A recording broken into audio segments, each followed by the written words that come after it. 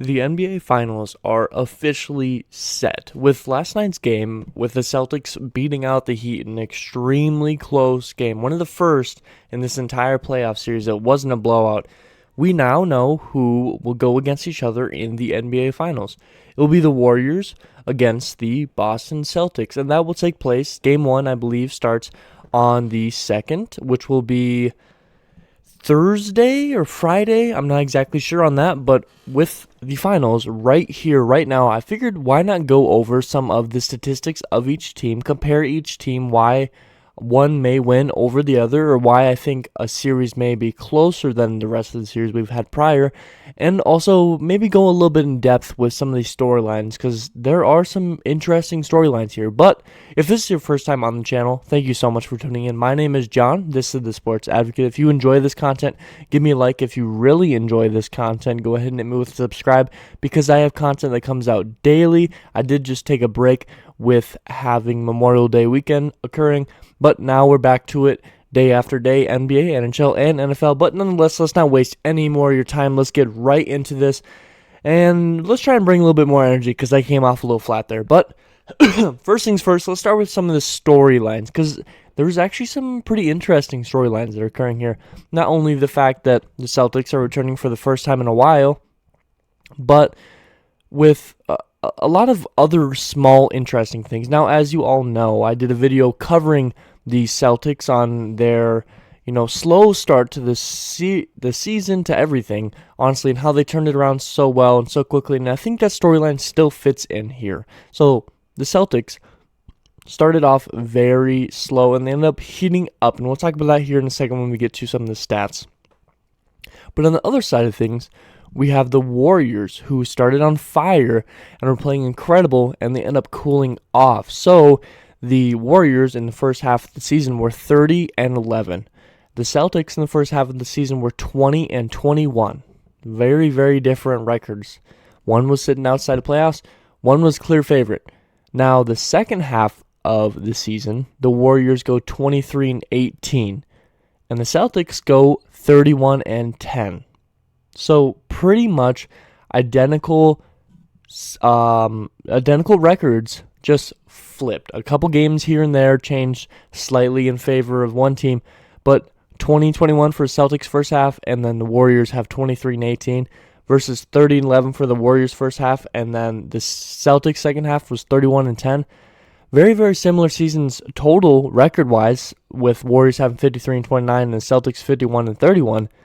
And it's just odd that they both pretty much flipped how they played for each half of the season. That's a pretty interesting storyline to think about that maybe not a lot of people realize. A lot of people know the Celtics started off slow, and they know that the Warriors started off hot, but I don't think people realize how much drastically both teams switched once that second half of the season came around in the beginning of January. Now, another interesting storyline is the Warriors obviously have a big three here that have been to the finals numerous times: Draymond, Clay, and Curry. But they still have some young guys like Jordan Poole and Gary Payton and plenty of other young guys who are on this team.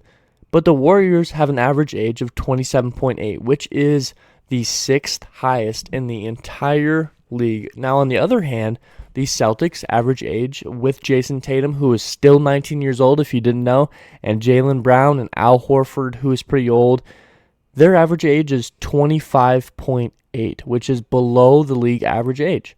So you have a Warriors team that not only has experience in these circumstances, but is also quite a bit older, versus a Celtics team that's below the average age and doesn't have a ton of experience as a whole in these deep runs. Now, the Celtics haven't made a finals since 2010. The Warriors have made 5, and this year would make it 6. 5 since 2010, and 2010 was the last time the Celtics made it. So you have a team that is making it to the promised land for the first time in, 12 seasons? Versus a team that's already been here 5 times in the last 10. Very, very different circumstances. And I think it's even more funny that at the beginning of the year, a lot of people chose the Celtics to end up here, and now they're here. But I don't remember a lot of people picking the Warriors. Now, obviously, there were some outliers, but I don't remember a whole lot of people that chose the Warriors as their favorite to come out of the West. I just don't remember that many. I mean, there was a lot of Lakers. When you have LeBron on the team, you're going to be choosing the Lakers. Obviously, that's a clear one. There wasn't many Jazz because I think everyone knows what occurs with that Jazz team. But the Celtics were a pretty big favorite, and then they fell off, and then they rose. And then during the playoffs, they rose and fell again. And the Warriors just kind of came out of nowhere. Like, not a lot of people were predicting them to win it all at the very beginning of the season before it started. And then once they started crazy, they kind of just held at a level where people were like, this team can do something. And now we're here. So we went over the storylines. We went over a little bit of stats, but let's go over each team's stat. And normally I'd run through the whole stats for one team and then jump to the other one.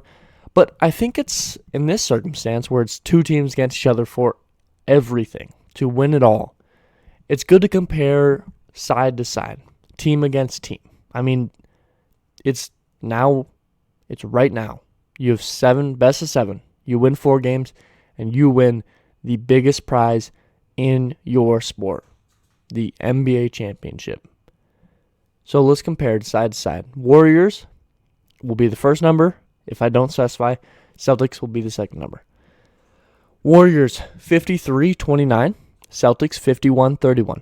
And we already went through the first half and second half, but they're very, very, very similar records and kind of opposites. Even though the records are so similar, they're opposites on when they peaked. So that's something good to know. Now, offensively, both these teams were good, but they weren't phenomenal. They're right there at about average. The Warriors had the number 15 offense, which I think is kind of a surprise, especially when you have Steph Curry and plenty of shooters and Klay Thompson, Jordan Poole, and all these guys that can shoot. I think it's a little bit odd to think that they're number 15 offense. And the Celtics offense was number 12. Now, you do have Jason Tatum and Jaylen Brown who can go out and score, but again, I mean, right around league average, I think they were expected to be lower offensively, while the Warriors are expected to be higher. Now, rebounds, they're very close. Warriors are 7, and the Celtics are 5. Now, the Warriors may be a little odd because of their, small ball. They played a lot of small ball throughout this year, but the way that their schemes work is they just kind of let you find the ball. They let the rebounds bounce. You box people out. You end up with the ball. Where the Celtics have these big guys that can rebound in Jaylen Brown, Jason Tatum, Robert Williams. All these guys. Al Horford. And now on defense, which is something that both these guys were incredible, and I mean absolutely incredible. Warriors were number 2, and Celtics were number 1. These are number 1 and number 2 defense going against each other in the finals. Now, if you don't believe defense win championships, I think this is the perfect year to prove you wrong. But oddly enough, these guys who are incredible defensively both had games where they were getting blown out by 15, 20 points during this playoffs. And it's just, that's a little bit kind of odd. Now, assist-wise is probably the biggest difference out of these two teams. Warriors are number 5 in assists. They have incredible off-ball movement, which leads to a lot of assists. Curry's always running around, getting, literally always running around, ball in hand or not, getting open shots. There are lots of cuts, screens, all this stuff. They're always getting assists. And the Celtics, although they picked it up in the second half of the year, that was a big struggle for them for the most part. They're 14th in assists, so they're just barely above the middle. But it's a pretty big gap, 9 difference in numbers. Now, we're talking regular season here, which, although it's good, when you're playing 82 games, you're going to be able to learn something from that pool of games. You're going to understand things. But we're talking playoffs. We're talking that big moment. So why not compare playoff stats? Because I think that's when a lot of teams are going to show you who they actually are, when they're going to be better to prove how good their team is. Okay, so let's look at playoff stats. The Warriors are 12-4 in the playoffs. The Celtics are 12-6 in the playoffs. Very, very similar stats again. I would argue that the Celtics maybe had more challenging overall of teams, and that's nothing against who the Warriors faced, but I think the Celtics had more difficulty getting to that. I mean, every team that the Celtics faced at the time that they were playing that team, people were saying that the team they were facing could win the championship. Round 1 against the Nets, there was people that were like, the Nets could be contenders here. They could go win it. Round 2, Bucks. Bucks are obviously contenders. That's what everyone was saying. They just won it last year. Why would they not be? And the Celtics win it. And then the Heat, who were playing incredible, and make it come down to the literal last 30 seconds of the game. They were contenders. Everyone was like, this team is incredible and they can win it all. And the Celtics beat every single one of those. While on the other hand, the Warriors were pretty big favorites against the Nuggets in round 1. Round 2 against the Grizzlies, I think it was kind of both ways. And then you have the Ja Morant injury, which, made it a little bit more difficult for the Grizzlies. And then against the Mavericks, the Warriors were the big favorites, and they showed it. Now, offensively, in the playoffs, the Warriors are number 1, and they've been playing incredible offense with that off-ball movement, with that, the death lineup, I think they call it. Their offense has been incredible. Now, on the other hand, the Celtics have the number 8 offense. They are right around average. They are average. But they still find a way to go and win these tight games because of their defense. Now, rebounds flipped. The Warriors are now number 5, while the Celtics are now number 7. Again, these teams are able to get rebounds. Not a surprise. Warriors are number 1 in assists. Just went up a little bit. And the Celtics end up number 5 in assists. So they're above average. They were right at average last time. They're above average here. They were moving the ball around pretty well. When Jason Tatum was getting, double teamed and all that stuff with Jimmy Butler and all that, they were still able to move the ball around, find the open guy to get shots, and that was helping their assists go up. Now, defensively, you have the number 1 and the number 2 in the regular season, but in the postseason, the Warriors are number 6 and the Celtics are number 2. So they both got lower overall. They have played very, very good defense. Now you got to remember that, you're in these tight games. Every player or every team you're going to be playing is here for a reason, so they're going to be better. So you're going to have to play tighter games against better opponents, so your defense is not going to be up to par with what it was in the regular season for the most part. But they're still both above average, and they still played pretty good defense. Now, I would say it's more of a worry that the Warriors went from 2 to 6 than the Celtics only going down 1. Not only because how big of a gap that they fell, but the opponents they were going against. So let's go down there real quick. I have prior series. We're going to go through prior series. The Warriors obviously went against the Nuggets, the Grizzlies, and the Mavericks. Those guys, offensively, Nuggets were number 10, Grizzlies were number 2, and this is regular season statistics, and the Mavericks were number 24. So, yes, you had two teams in the top 10 offensively, but, you dropped still a pretty good amount. Now, on the other hand, the Celtics went against the number 9 offense, number 3 offense, and the number 17 offense. So they actually end up going against better offensive teams than the Warriors did. But the Warriors' defense went down. Now, on the other side of the spectrum, and this might be a surprise to you, the Warriors, again, Nuggets are number 15 defense, Grizzlies are number 6 defense, and the Mavericks were number 7 defense. On the other hand, the Celtics, playing the Nets, Bucks, and Heat, Nets had number 20 defense, Bucks had number 14 defense, and the Heat had number 4 defense. And that might be a surprise to you because it seemed like on the East, the defense was the big reason why teams were winning. But the Celtics actually played teams that were more offensively better than defensively better. I mean, you have 2 top 10 offensive teams here, and you have 1 top 10 defensive team. On the other hand, the Warriors played 2 top 10 offensive teams and 2 top 10 defensive teams. So, who had a tougher battle here? That's up for debate. I'm not going to tell you who had a more difficult journey. I will. I think the Celtics had a tougher journey to this point to make the finals because some of the guys that were on the other teams getting injured and things like that for the Warriors. Now, I'm not going to say the injuries was the only reason they made it. I had them favorited over the Grizzlies, I believe. I think that's what my pick was. I may be wrong. I don't remember if I made a video on it. But one more thing that I want to go over for playoff statistics for each team is the Warriors have 2 top 15 players in assists on the playoffs. So they're still moving the ball very well, and we know that when they're number 1 assists. And they have 4 players in the top 12 for plus-minus. So when they're on the court, their team's scoring more than the other team is. You have 4 players in the top 12, which is a very, very good stat, which tells you that their defense is not terrible. It's just maybe some of the depth defense that is letting you down a little bit, and maybe that's a streaky defense more than anything. Now, on the other side of that, the Celtics have 2 top 15 scorers. Obviously, Jaylen Brown and Jason Tatum.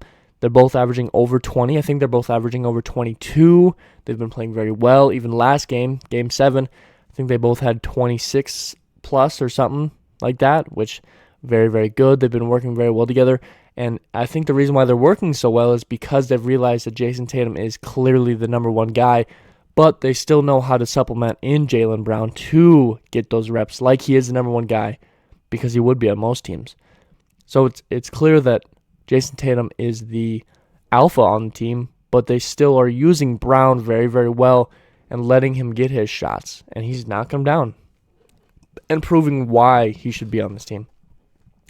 Celtics also have 2 top 10 blocks.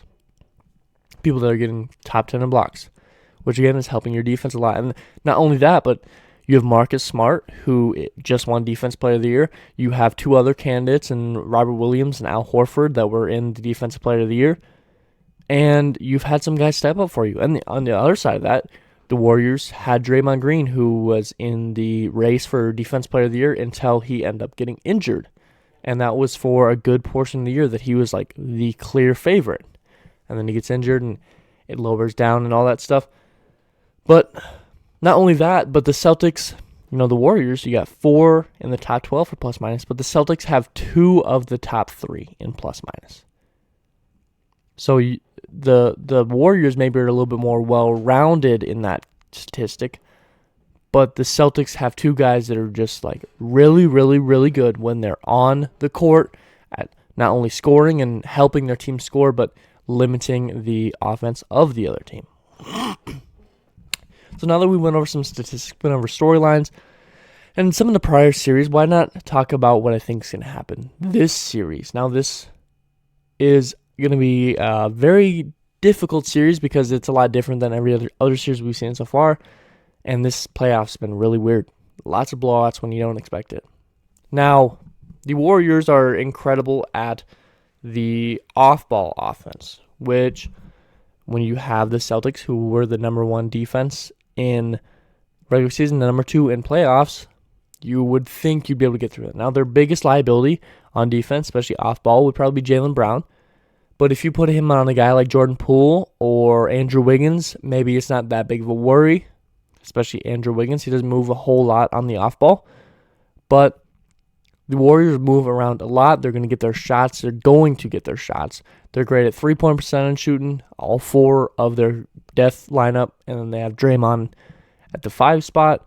They're going to get their shots. They're going to get their three-point shots. Now, the Celtics are very good at getting to the rim, and they can still shoot too.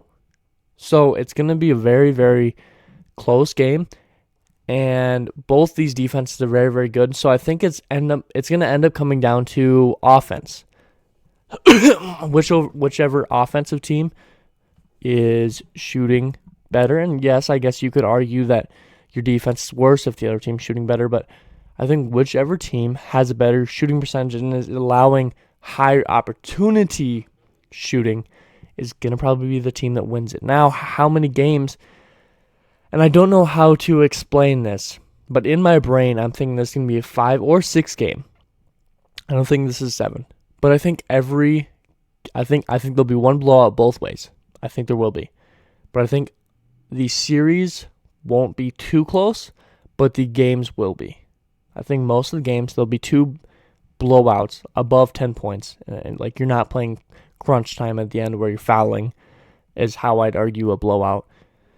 But I think it's probably a 5-game series, 5-6-game series. And, I think the Warriors are going to edge it out because of that experience that they have. I mean, their big 3 has played in 5 in the past 10 years. The Celtics haven't even made it once. So I think the Warriors, and you know what? I'll say 6 because I think these games are going to be close, and the Celtics clearly prove that they can win these tight games. When a guy's going crazy like Jimmy Butler has them, and they still win a close game. So if Curry's going crazy, they will try to find a way, and if they can't slow Curry down, they'll slow down the rest of the team like they did with the Heat when Butler was going crazy. They slowed the rest of the team down. So I'm going to go Warriors in 6, and that's my prediction. And, that's the video. So comment. What do you think it's going to be? What do you think it's going to come down to? Is this going to be a really defensive-heavy series or an offensive-heavy series? Who do you think is going to win it? How many games? Comment that all down below. Thank you for tuning into this video. If you enjoyed this content, give me a thumbs up or a thumbs down. Give me some criticism down below because I'm really trying to improve for you guys. And if you really enjoyed this content, subscribe because, like I said, I do content daily, NBA, NFL, and NHL. And if you have a video idea that you would like me to do, go ahead and comment down below, and I will sure look into it for you guys. But as always, I hope that I taught you something today. I hope it made you smile. I hope it made you laugh. That's something that's really important to me, affecting someone else's day in a great way. And I hope you guys all had an incredible weekend. This is probably going to be coming out on Memorial Day, on Monday. So I hope you guys all had a very, very good weekend. And I guess you wouldn't be working today, most of you guys. So I hope you had a very good day today as well. And you guys all be safe out there.